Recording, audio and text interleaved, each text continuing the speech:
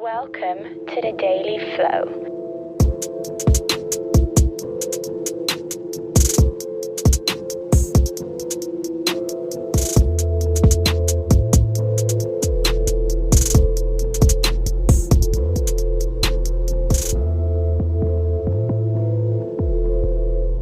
Please welcome your host, John Coleman. Did you ever notice that a lot of Scrum teams are having 2-week sprints? And it's almost like in the organization that every team has a 2-week sprint. Is that the right thing to do? A lot of people say we need to be consistent. We need to have the same sprint length so that we're all on the same rhythm and all that kind of thing. And I think there is a fundamental problem with that. Why would you have every team having the same sprint? There might be some situations where that would be valid. The first thing I would say is let's just start off with a single Scrum team. Single Scrum team working on a product, because Scrum is for product development, not so much for project management. And so this team is delivering a product. So how long should their sprint be? I wouldn't be going for the most popular sprint length. I'd be asking a few questions. And one of the questions I'd be asking is, well, how long does it take you to deliver a done increment? How long does it take you to deliver a done increment? Because in Scrum, we've got a definition of done. It's like the checklist for how we do things around here. The quality standards, so to speak, and maybe with elements of product quality in there as well, technical standards and product quality. And so it's like a checklist for how we do things around here. Assuming a decent Scrum team has a definition of done that the team respects, because if they respect it, they can then have some hope of continually improving it. How long does it take them to deliver a done increment? And if it takes them 3 weeks, well, maybe you should have a 3-week sprint. Maybe.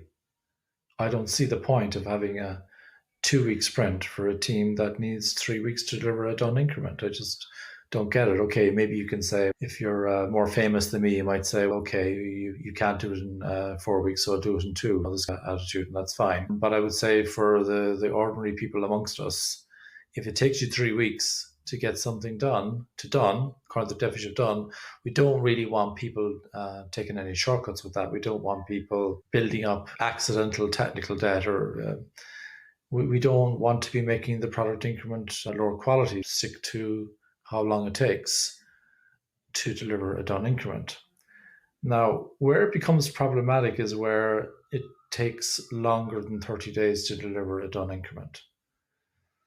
But then I think you've got bigger problems on the length of your sprint.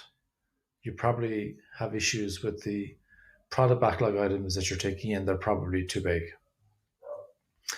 And then you probably need to be looking at some kind of splitting guides. There's lots of heuristics out there in terms of how you can break some items down. And failing all of that, you can use example mapping from behavior-driven development, where maybe you list out 25 examples for this product backlog item that will be needed by the time we go live. And in response to people saying, well, we can't deliver this in a sprint, it's going to take 6 weeks, we can't deliver it in 30 days. I say, can you just do the first example? What do you mean? But we know we have to do the second and the third example as well. Yeah, I know, but can you just do the first example? Let's just get some feedback and see how we get on with the first example, because the sprint review is like an event where people find out what they don't want when they see it, right? Because people really struggle to articulate what they want. Consider example mapping as a technique to maybe get the item size a bit smaller so you can do things in 30 days. I had a chat with Tobias Mayer a few weeks ago, and he challenged me. He said, we can always do something in 30 days. And I think the man is right. I think you can do something in 30 days. There'll be some rare exceptions where that's not the case. So one consideration is, have you got a done increment? How long does it take you to deliver a done increment?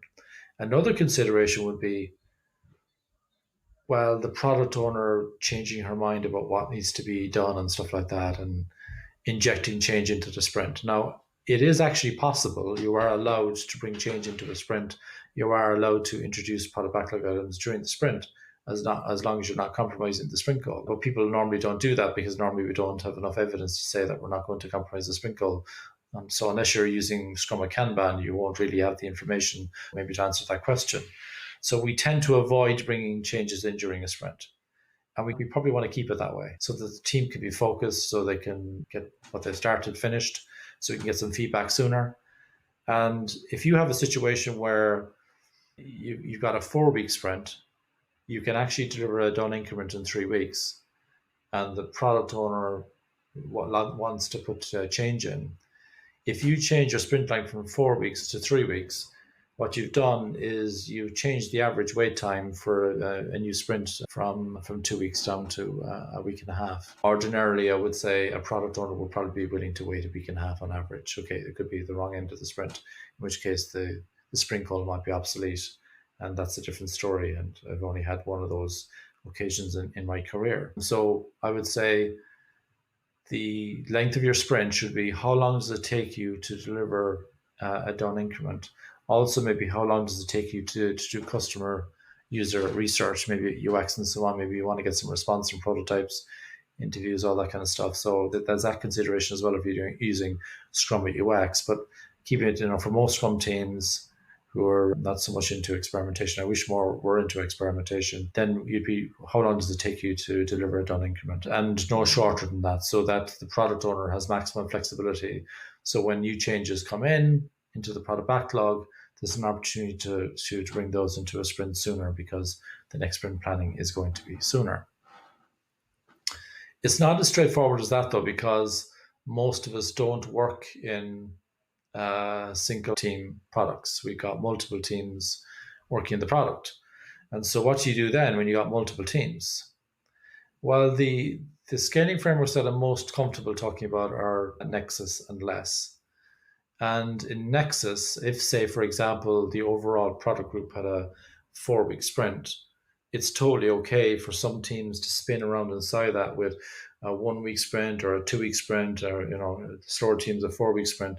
So as long as you've got the same boundary, in other words, the multiplication needs to work, 1, 2, 4, 1, and 3, they would work. So you could have faster teams spinning around faster within the Nexus sprint. So, why would you have a team that could deliver stuff in a week being stuck to a 3-week sprint? Nexus allows you to do it that way. On the other hand, in Less, the entire product group has the same sprint length. So if we all have a 4-week sprint, every team has a 4-week sprint, or they have a 3-week sprint or 2-week sprint, whatever the sprint length is, we're all doing it at the same time. And the reason for that's not a bad reason, actually. You don't really want a situation where you come looking for help in my team and I'm not available because I'm in sprint planning for my team. That problem is avoided when every team does their events at the same time, including product backlog refinements being done at the same time and Less. So I can see the upside in that, where everybody would have the same sprint in that case, but I would hope that no team has a sprint length that's shorter than it takes them to deliver a done. So be careful, I would say, about having this default position of just having 2-week sprints because it's the most popular sprint thing. So we should have a 2-week sprint as well. I think the first question you should be asking is, how long does it take us to deliver a done increment? Should be no shorter than that. If you've got problems delivering within 30 days, you got bigger problems than the size of your sprint. You got problems with your product backlog refinement, and maybe we'll talk about that more in detail on another episode. Meanwhile, consider example mapping. Consider maybe looking at the first example to break down product backlog items so they fit into smaller sprints, so you can deliver a done increment in a shorter period in 30 days or less. So that's it for today. Thank you so much. Got a question for us?